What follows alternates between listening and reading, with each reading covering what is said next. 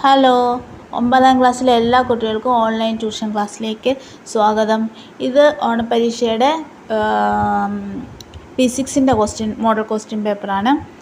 അപ്പോൾ ഇത് 40 മാർക്കിൻ്റെ ക്വസ്റ്റ്യനാണ്, 1.5 മണിക്കൂർ. പിന്നെ ആദ്യത്തെ ഒരു 10 മിനിറ്റ് റിലാക്സൊക്കെ ചെയ്ത് ക്വസ്റ്റ്യൻ പേപ്പറൊക്കെ വായിച്ച് നോക്കി ഉത്തരങ്ങൾ എഴുതാനുള്ളതാണ്. പിന്നെ ഓരോ ഉത്തരം എഴുതുമ്പോഴും അതിൻ്റെ മാർക്കൊക്കെ നോക്കണം.